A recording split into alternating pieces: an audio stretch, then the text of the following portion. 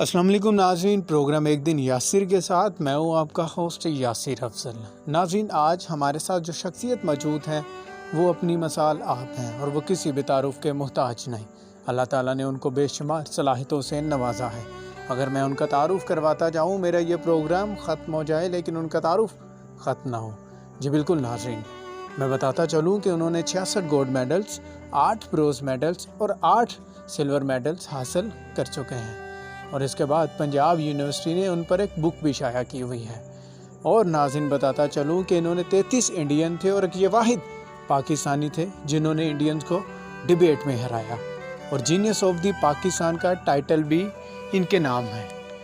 The creator of the history, the genius of the Pakistan, حافظ محمد عثمان صاحب۔ میں ہمیشہ کہا کرتا ہوں کہ میڈل کے وقت جب انسان سر جھکاتا ہے، میڈل پہنتے وقت، یہ واحد وقت ہوتا ہے جب سر جھکانا برا نہیں لگتا۔ محنت اتنی خاموشی سے کرو کہ آپ کی کامیابی شور مچا دے۔ محنت آپ کو کرنی پڑتی ہے، کامیابی کا کوئی شارٹ کٹ نہیں ہوتا۔ When you beat 33 Indians, how was feel? اس سے پہلے چونکہ یاسر میں 2 بار الحمدللہ انڈیا کو ہرا چکا تھا، اگلی بار کوئی مرد بھیجنا۔ اچھا، آپ نے ان کو للکارا؟ السلام علیکم سر، کیسے ہیں آپ؟ بہت شکریہ آپ کا، تھینک یو ویری مچ۔ حفظ صاحب یہ بتائیے گا، آپ نے جو ڈیبیٹ کا شوق آپ کو کب پیدا ہوا؟ ڈیبیٹس کا شوق یاسر اس طرح نہیں ہے کہ کوئی بچپن سے ہی تھا، گفتگو کا شوق ضرور تھا، ٹھیک ہے، اور وہ میں بچپن سے ہی I was a confident boy الحمدللہ۔ تلاوت بھی کرتا تھا، اسٹیج پر جا کر نعت بھی پڑھتا تھا، تو I was not a stage conscious at all. لیکن ڈبیٹس جو ہیں وہ میں نے 3rd ایئر کے میں اسٹارٹ کی۔ 3rd ایئر کا کریڈٹ جو ہے وہ اپنے اساتذہ، اپنے والدین کی دعائیں اور اپنے بڑے بھائی کو بھی دیا کرتا ہوں، کیونکہ انہوں نے میری جو اسپیچز ہیں کافی حد تک ان کو یاد ہیں، کیونکہ میں ان کو اسپیچ بہت زیادہ سنایا کرتا تھا اپنی تیاری کے وقت۔ تو اوور آل اگر ہم ڈبیٹس کے کریڈٹ کی بات کریں تو وہ جو سٹارٹ ہوتا ہے وہ 3rd ایئر کے لاسٹ میں ہوتا ہے۔ اچھا حافظ صاحب یہ بتائیے گا کہ آپ 66 گولڈ میڈلز، 13 سلور میڈلز اور 8 برونز میڈلز آپ نے حاصل کیے، وہ سفر کیسا رہا آپ کا؟ اس کو تھوڑی سی تصحیح کر دوں، 66 گولڈ میڈلز، 8 سلور اور 8 برونز ہیں جی، ٹھیک ہے۔ وہ سفر یقیناً جب بھی کوئی میڈل ہے نا، یہ آپ کی زندگی کا دیکھیں ایک ایسا پلیئر ہے کہ جس کو آپ شاید ایکسپلین نہیں کر پاتے کہ جب آپ، میں ہمیشہ کہا کرتا ہوں کہ میڈل کے وقت جب انسان سر جھکاتا ہے، میڈل پہنتے وقت، یہ واحد وقت ہوتا ہے جب سر جھکانا برا نہیں لگتا۔ تو الحمدللہ مجھے میں اپنے آپ کو بہت خوش بخت سمجھتا ہوں، اللہ پاک نے مجھے اس منصب کے لیے چنا۔ جب پاکستان کا نام میرے نام کا حصہ ہے تو اس سے بڑی خوش بختی اور اس سے بڑا میں انعام رب سے کیا مانگوں۔ مشکلات کیا فیس آئی آپ کو انہی پیریڈز میں جب آپ نے یہ سارا کچھ اچیو کیا؟ دیکھیں زندگی کا جو سفر ہے نا، اگر تو کوئی یہ سمجھے کہ میں آسانی کے ساتھ کامیابیاں حاصل کر لوں تو ایسا نہیں ہوتا۔ یہ ایک ایسی چیز ہے کہ میں ہمیشہ کہا کرتا ہوں کہ محنت اتنی خاموشی سے کرو کہ آپ کی کامیابی شور مچا دے۔ ہوتا یہ ہے کہ یہ ایک پھولوں کی سیج نہیں ہے، یہ کانٹوں کا بستر ہے۔ محنت آپ کو کرنی پڑتی ہے، کامیابی کا کوئی شارٹ کٹ نہیں ہوتا۔ آپ نے جو پریشانی کا پوچھا، یس آئی ہیو فیسڈ اے لاٹ۔ میں ایک بات درد دل سے کہتا ہوں، انفارچونیٹلی ہوتا یہ ہے کہ جو نقاد ہوتے ہیں نا آپ کے، بہت سارے لوگ اپنے ان لوگوں کو برا کہتے ہیں جو ان پر تنقید کرتے ہیں۔ میں ان کا احسان مند ہوں، وہ میرے محسن ہیں، اور اس میں سے جو تقریباً 95% سے زیادہ کی جو تعداد ہے وہ میرے اپنے ہیں، ماشاءاللہ، وہ میرے بہت اپنے ہیں، اور ان کی بیجا تنقید، میں نے لفظ استعمال کیا بیجا تنقید، اس نے مجھے بہت زیادہ موٹیویشن دی۔ ہوتا یہ ہے کہ دنیا، ان تنقید کرنوں میں اپنے والے زیادہ تھے؟ میں نے 95% سے زیادہ کہا۔ اچھا اچھا اچھا، آپ کو باہر سے بہت زیادہ اپریسیشن ملتی ہے۔ اوبویسلی بہت سارے لوگ جو حقائق سے آگاہ ہوتے ہیں، جو آپ کو سنتے ہیں، جو آپ کو دیکھ رہے ہوتے ہیں، ان کے پاس تنقید کے لیے چونکہ پہلو کوئی بچتا نہیں، اور اللہ پاک ان کے دلوں میں عزت بھی ڈالتا ہے، کیونکہ اس چیز کی عزت نہیں کہ دیکھیں میں ہمیشہ ایک بات کہتا ہوں، یہ بڑی سمجھنے والی بات ہے کہ عزت انسان کی نہیں ہوتی، اس منصب کی کرنی چاہیے کہ جو اللہ پاک نے اس کو عطا کیا ہے۔ انسان کون ہوتا ہے کہ کسی کو اللہ پاک عزت عطا کرے اور انسان اس پر تنقید کرے؟ لوگوں نے آپ کو تنقید کی، تب فیملی میں کس نے سپورٹ کیا، والدہ نے یا والد صاحب نے؟ اللہ اکبر، آپ کا جو پنچ ہوتا ہے نا لائف کا، وہ آپ کے والدین، آپ کے بہن بھائی، آپ کے بیوی بچے، مطلب وہ افراد جو آپ کی چھت کے نیچے رہتے ہیں نا، یہ انسان کی طاقت ہے۔ پرائی پراواں تے دردی ہوندے تے پرائی پراواں دیاں باواں، والد سر دا تاج محمد ماواں ٹھنڈیاں چھاواں۔ میری طاقت رہی ہے میرے والدین کی دعائیں، اور وہ ایسی 2 دھاری تلوار ہے کہ جس نے تمام نقادوں کی تنقیدوں کو کاٹ ڈالا. میرے بہن بھائی بہت سپورٹ کرتے رہے ہمیشہ سے مجھے, اور میں برملا یہ بات کہا کرتا ہوں کہ میں اپنے بہن بھائیوں میں قابلیت کے اعتبار سے 6 بہن بھائیوں میں 6 نمبر پہ ہوں. ماشاءاللہ میرے یہ سارے بہن بھائی جو ہیں وہ ایک سے بڑھ کر ایک. اللہ پاک ان کو برینز عطا کیے ہیں, ان کو مثبت رویے عطا کیے ہیں, ان کو دلوں کی خوبصورتی عطا کی ہے, ان کو سیرت عطا کی ہے, اور سب سے بڑھ کر ان کو مثبت اور پازیٹیو اچھائی پھیلانے والے انسان بنایا ہے. تو میرے گھر کے اندر جو میرے بہن بھائی ہیں, میرے والدین ہیں, میری فیملی ہے, وہ سارے اچھے انسان ہیں. تو یہی وجہ ہے کہ ہمارے والدین کی تربیت ہمیشہ یہ رہی کہ اپنے, یہ جو میں نے بار بار کہہ رہا ہوں نا کہ نقاد میرے محسن ہیں, یہ اگر یہ چیز میرے ضمیر میں اور خمیر میں میرے والدین نہ ڈالتے تو میں کبھی بھی نہ کہتا. میں بھی دوسرے انسانوں کی طرح انہیں برا بھلا کہتا, لیکن اس کی اجازت نہیں. کیا والد صاحب آپ کے کوئی ٹیچر تھے کہ جنہوں نے آپ کو اتنا رہنمائی کی اور پھر اتنا آپ کے اندر مطلب یہ شائستگی اور یہ سارا کچھ آپ کے اندر پیدا ہوا؟ کیا کوئی ٹیچر تھے یا موٹیویشنل اسپیکر تھے؟ میرے والد صاحب جو ہیں انہوں نے ساری زندگی بینکنگ کی ہے, لیکن الحمدللہ لوگ کہتے ہیں کہ وہ اس دور کے زندہ ولیوں میں سے ایک ہیں. ماشاءاللہ. وجہ یہ ہوتی ہے کہ دیکھیں انہوں نے جو ہمیں سکھایا ہے وہ اس کا اگر میں ایک جملے میں بولوں, وہ بہت خوبصورت بولنے والے انسان اور ایک نہایت اہل علم, اہل نظر اور اہل کتاب ہیں. انہیں بہت سارے اللہ پاک نے کشف عطا کر رکھے ہیں. وہ شاید دنیا کی بہت سارے منازل طے کر چکے ہیں. ہم کاوش میں ہیں, صحیح کرتے ہیں کہ ان سے جس حد تک سیکھ سکیں, اگرچہ اس میں ابھی بہت پیچھے ہیں, ہم بہت پیچھے ہیں, ابھی ان کے مقام تک ابھی ہم نہیں پہنچ سکتے. لیکن میرے والد صاحب کا جو کردار رہا ہے ہماری طبیعت میں, ہماری شخصیت سازی میں, وہ ایک ایسا کردار ہے کہ جو ایک عام باپ سے زیادہ ہے. میری والدہ محترمہ اللہ غریق رحمت کرے, ان کا 2 سال قبل انتقال ہوا, لیکن جس قسم کی ڈائنامک خاتون وہ تھیں, اللہ پاک نے ایسے ٹیلنٹ سے ان کو نواز رکھا تھا. وہ آپ یقین کیجئے ہر شخص کو اپنی ماں پسند ہوتی ہے, اور ہر ماں ہی ٹیلنٹڈ ہوتی ہے, ہر ماں ہی اچھی ہے, ہر ماں ہی جنتی ہے. میرا ایمان ہے اس بات پر. لیکن میری والدہ جو ہیں وہ اللہ پاک نے ان کو ایک ایسی شخصیت عطا کر رکھی تھی کہ ہم شاید ان کے نقش قدم پر چل ہی نہیں پاتے جتنی مرضی کاوش کر رہے ہیں. میں آج بھی مجھے یاد ہے کہ اگر میرا کوئی ڈیبیٹ کمپٹیشن ہوتا تھا تو موسٹ آف دا ٹائمز وہ میرے ساتھ گئی ہیں, اور وہ میرے سامنے بیٹھا کرتی تھی. اور آپ امیجن کر سکتے ہیں کہ جب ماں سامنے ہو تو پھر ایسی موٹیویشن کے بعد ہار کا سوال پیدا نہیں. بالکل. تو میں ماں کو کہا کرتا تھا, ماں جی آپ کا کام صرف سامنے بیٹھ جانا ہے, اور اس کے بعد سٹیج میرے حوالے. الحمدللہ اللہ پاک اس میں مجھے پھر نصرت عطا فرماتا ہے. اچھا حافظ صاحب یہ بتائیے گا, when you beat 33 Indians, how was feeling? اس سے پہلے چونکہ یاسر میں 2 بار الحمدللہ انڈیا کو ہرا چکا تھا. اس سے پہلے آپ کیا انڈینز ادھر پاکستانی آئے تھے یا کوئی مقابلہ ہوا تھا؟ ایک مقابلہ کراچی میں ہوا. اچھا کراچی میں ہوا تھا. جی ہاں. اور جو سیکنڈ کمپٹیشن تھا وہ انٹرنیٹ کمپٹیشن تھا جو مشہور زمانہ 2010 میں وہ ڈیبیٹ ہوئی تھی. آج 11 برس گزر جانے کے بعد بھی آپ دیکھتے ہیں یوٹیوب پر بھی اور ہر چینل پر اس کے کوئی بے شمار کوئی فالوورز ہیں. جب آپ کشمیر تو ہوگا, پاکستان نہ ہوگا, حافظ محمد عثمان لکھنے پر ہی وہ اسپیچ آ جاتی ہے. اس اسپیچ کے بعد ہندوستان کے ساتھ کافی زیادہ وہ ڈیبیٹ کا ایک ماحول ایسا بن گیا کیونکہ وہ انٹرنیٹ کمپٹیشن تھا اور تھا بھی شیو سینا کی طرف سے. اچھا. تو اس اسپیچ میں نے کہا تھا یار اگلی بار کوئی مرد بھیجنا, کوئی خاتون نہ بھیجنا. تو وہ انہوں نے مرد بھیج دیے جو ان کے تھے. تو دبئی میں جو اچھا آپ نے ان کو للکارا. وہ مقابلہ ایسا تھا نا کہ Mehboobi Singh she was 13 years old at that time. تو ایک لکھی اسپیچ کروائی گئی تھی اس کو. اور تب آپ کی ایج کیا تھی؟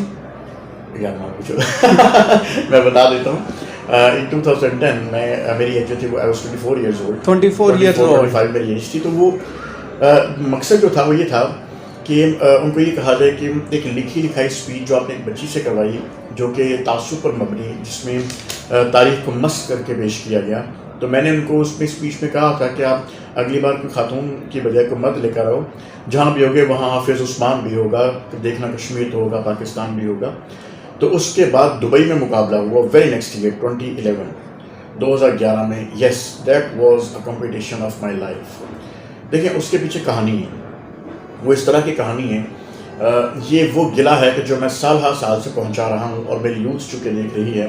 میں ان سے بھی کہنا چاہوں گا بہت سارے مسائل ہمارے ملک میں موجود ہیں, کوئی ایشو نہیں ہے یار, بڑی پریشانیاں ہیں, لیکن گھر تو آخر اپنا ہے. اپنے گھر کی حفاظت خود کی جاتی ہے. جب مجھے پتا چلا تھا کہ انڈین ڈیلیگیشن وہاں پہ موجود ہے اور دوسرے ممالک بھی آ رہے ہیں, تو میں نے گورنمنٹ کو اور پروونشل گورنمنٹ کو لیٹرس لکھے تھے. I was an Asian champion at that time.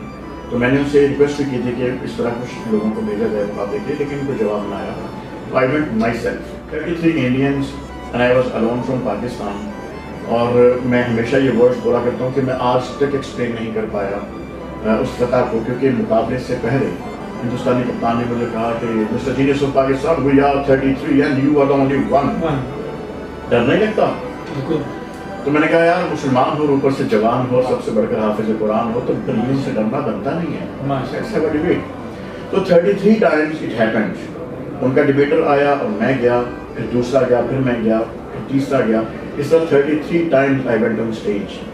اور اللہ پاک نے غائبانہ الفاظ بھی عطا فرمائے, اللہ پاک نے غائبانہ نصرت بھی عطا فرمائی. فضائے بدر پیدا کر فرشتے تیری نصرت کو اتر سکتی ہیں اگر تم سے قطع در قطع اب بھی. تو جب وہ فتح اللہ پاک نے نصیب فرمائی تو آپ نے اس کے ایکسپریشنز پوچھے. تو ایکسپریشنز یہ تھے, جب میں ہوٹل سے باہر آیا تو I called my mother. والدہ ساتھ گئی ہوئی تھی؟ نہیں, تو میری والدہ پاکستان میں. تو میں نے ان کو کال کی کہ ماضی پردیش میں جھنڈا گاڑ دیا, اور وہ بھی دشمن تو ہرایا الحمدللہ. She was weeping here and I was weeping there.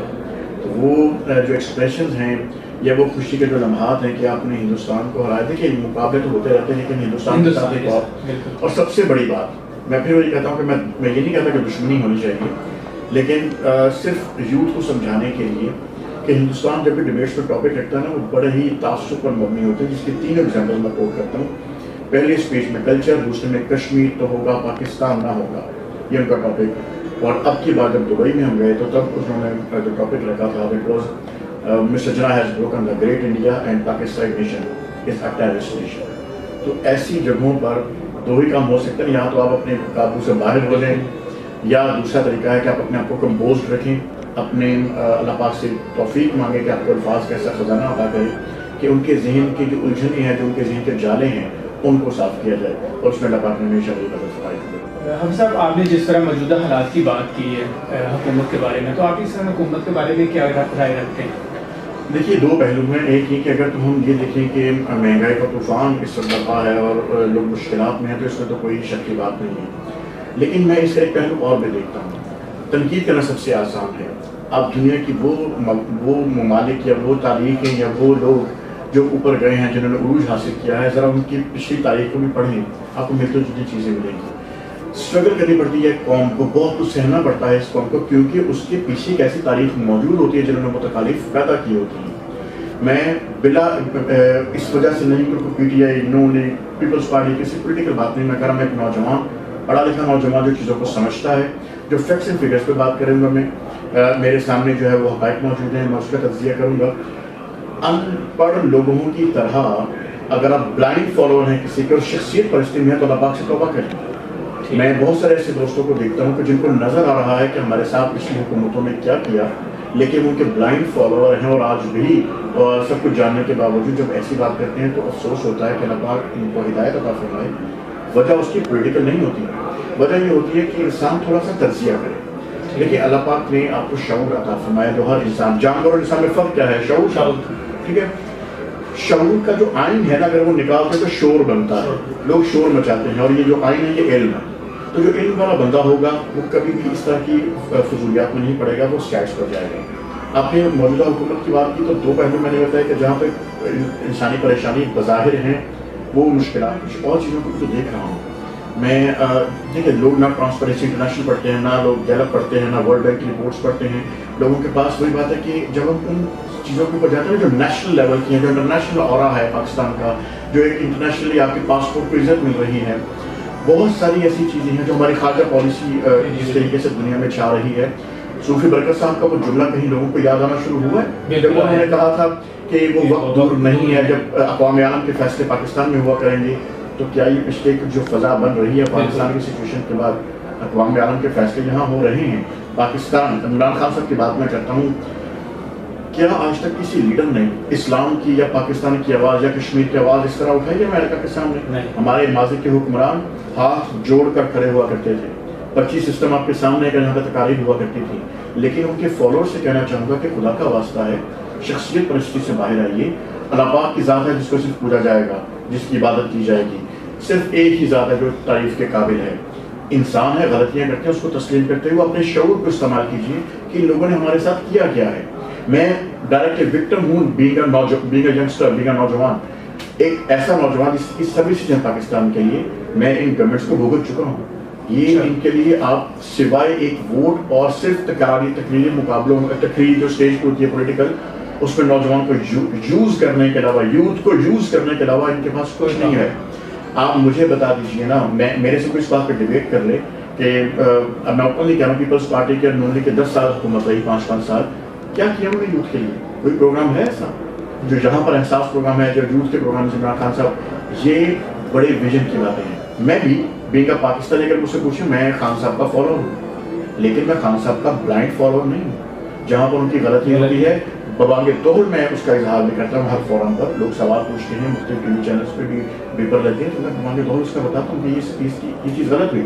Petrol کی قیمت ابھی بڑی ہے, میں نے اس کی جو ہے وہ اس کے اوپر تنقید کی, لیکن تھوڑا سا ویژن کو بڑا کیجیے, بہت کچھ نظر آئے گا کہ اللہ پاک پاکستان کو عزتوں کے مناظر پر لے رہا ہے. اور یہ میرا جملہ ریکارڈ کر لیجیے, الحمدللہ اللہ پاک نے اس شخص کے ہاتھوں میں عزتیں لکھ لی. آپ بھی جرنلسٹ بھی رہے ہیں اور ماشاءاللہ ہر فورم میں ہم آپ کو دیکھتے بھی ہیں, پولیٹیکل ایشو ہو, کوئی سوشل ایشو ہو, آپ آواز اٹھاتے ہیں. ابھی جو حکومت نے صحافیوں کی آواز دبانا چاہیے, تو اس پہ آپ کیا کہیں گے؟ یا صرف میں جرنلسٹ تھا نا جب, میں تب یہ بات کہا کرتا تھا کہ انفارچونیٹلی میں پورے میڈیا کو اس میں نہیں لے رہا, لیکن زیادہ تر حصہ, this is not a bold media, this is a solid media. یہ آپ بھی جانتے ہیں, میں بھی جانتا ہوں, ہم کوئی کیمرے پہ کہنے کی ہمت رکھتا ہے, کوئی نہیں کہتا.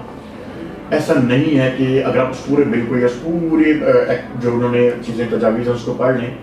دیکھیے, ہم انفارچونیٹلی اس کلچر کا حصہ بن چکے ہیں کہ جہاں پر وکیل کالا کوٹ پہن کر آ جاتے ہیں سڑکوں پر, ڈاکٹر سفید کوٹ پہن کر آ جاتے ہیں. اگر ہم کسی پر صحافیوں کے اوپر ایک لمٹ, ہر ایک کی لمٹ ہونی چاہیے. آپ روزانہ ٹی وی دیکھتے ہیں, میں نے ایسے ایسے لوگ دیکھے ہیں کہ پنجابی میں مذاقاً کہہ رہا ہوں, ازراح تفنن, کہ جن کو گھر میں دوسری بار مانگنے پہ کوئی سالن نہیں دیتا, وہ ٹی وی پہ بیٹھ کے کہہ رہے ہیں عمران خان کو تو پتہ ہی کچھ نہیں, اس حکومت کو, یہ شاہ محمود قریشی کو وزارت خارجہ کا کیا پتا. خدا کے بندو, مجھے صرف اس بات کا جواب دیجیے کہ جو آپ کو اتنی تنقید کی اجازت ملی ہوئی ہے, ذرا دنیا میں باہر کے ممالک میں کر کے تو دیکھیں. ہمیشہ یوتھ کو ریپرزینٹ کیا ہے, تو آپ اپنی یوتھ کو کیا پیغام دیں گے؟ یوتھ کے لیے پیغام میرا ہمیشہ سے یہ رہا ہے کہ آپ یقین کیجئے, پاکستان کی یوتھ دنیا کے سب سے زیادہ ٹیلنٹڈ یوتھ ہے الحمدللہ. وہ جو ابھی ٹک ٹاک استعمال کر رہی ہے, اس یوتھ کی بات کر رہی ہے. اسی یوتھ کے اوپر تو افسوس ہے کہ یہ لوگ بھول چکے کہ ان کا پوٹینشیل کیا تھا, ان کو لگا کس طرف دیا گیا ہے. ٹک ٹاک دیکھ رہا ہوتا ہوں, یا کبھی میری اللہ کا شکر میں نے ایپ بھی کبھی نہیں کی, لیکن کبھی نظروں سے گزر جائے ٹک ٹاک, یہ جو بھی جتنے بھی لوگ آج کل یہ کام کریں, لڑکے لڑکیاں, کالج لائف ہے, اسکول لائف ہے, سوائے افسوس اور رنج اور علم کی کچھ نہیں ہوتا. دل دکھتا ہے کہ اگر اس بچے کو یہ پتا ہو کہ اپنی زندگی تباہ کر رہا ہے, کیونکہ یہ زندگی کے وہ اس کے بہترین ایام ہیں, بہترین ایئرز ہیں اس کے لائف کے, پوٹینشیل کا عروج ہے اس وقت, کہ اگر اس میں جب وقت گزر جائے گا نا تو پھر پیچھے مڑ کے دیکھے گا تو خالی ہاتھ ہوگا. اگر اس ایج کو نکال دیا اور انہی کاموں میں لگے رہے تو کچھ نہیں حاصل ہوگا. میرا پیغام کیا ہے, دیکھیے, قائد نے آپ کو اپنے بازو کہا تھا, اقبال نے آپ کو اپنے شاہین کہا تھا. یہ وہ ملک ہے کہ جہاں پر دنیا میں سب سے زیادہ جو آبادی کا تناسب سے جھوٹ ہے, ٹھیک ہے, اور کہا جاتا ہے کہ اگر آن ایوریج 33 سے 35% یوتھ کسی ملک میں ہو تو وہ ملک ترقی یافتہ ہو جاتا ہے. تو کبھی بیٹھ کے سوچئے کہ 67% of the youth is in Pakistan, but why we are still in underdeveloped countries. Reason کہ ہماری یوتھ کا فوکس نہیں ہے. ہم کالجز یونیورسٹیز, لاسٹ میں اداروں کے لیے بیٹھ کرنا چاہتا ہوں, پھر درخواست کرتا ہوں کالجز یونیورسٹیز سے واپس آئیے ادب کی طرف, کتاب کی طرف, قلم کی طرف. اقبال کو پڑھائیں, قائد کو پڑھائیں, لوگوں کو سمجھائیں کہ ہمارے ہیروز کون ہیں. دین بھرا پڑا ہے ہیروز کے ساتھ. آپ یہاں پر ہولی شروع کر چکے ہیں, آپ یہاں پر بون فائر شروع کر چکے ہیں, آپ یہاں پر کانسرٹس رکھتے ہیں, تو کسی یوتھ کو کیسے تباہ کیا جاتا ہے. اداروں نے اندرا گاندھی کی بات کو صحیح ثابت کرنے میں کوئی کسر نہیں اٹھا رکھی. جو اندرا گاندھی نے 1971 میں کہا تھا جب بنگلہ دیش بنا, تو اس نے کہا ہم نے مسلمانوں کا 2 قومی نظریہ بحر ہند میں غرق کر دیا ہے, اب ہم ان کو گھروں میں گھس کر ماریں گے کیونکہ ان کا کلچر چھین لیں گے اور ان کے یوتھ کو گھر بیٹھے تباہ کریں گے. سو دے آر ڈوئنگ دیٹ. تو میری ہمبل ریکویسٹ ہے کہ پلیز جو بھی اداروں کو چلا رہے ہیں منتظمین, خدا را اس بات کو سمجھیے, ہمارے پاس ابھی بھی وقت ہے, اور ہاں وہ وقت دور نہیں ہے جب پاکستان سپر پاور ہوگا انشاءاللہ. اور اللہ پاک نے بہت سارے ایسے دوست ہیں، بہت سارے ایسے لوگ ہیں جن کی ہاتھوں میں اللہ پاک نے عزتیں لکھ دی ہیں. تو دیکھنے والے، سننے والے اس منصب کی عزت کیجیے جو اللہ پاک نے کسی کو عطا کیا ہے. تو اس طرح نہ کیجیے، تنقید کیجیے، بیجا تنقید. جی حافظ صاحب، آپ کا بہت شکریہ، آپ نے ہمیں وقت دیا. ناظرین، آج کا پروگرام آپ نے دیکھا، امید ہے آپ کو پسند آیا ہوگا. انشاءاللہ پھر حاضر ہوں گے نئے مہمان کے ساتھ، نئے پلیٹ فارم کے ساتھ. تب تک کے لیے اللہ.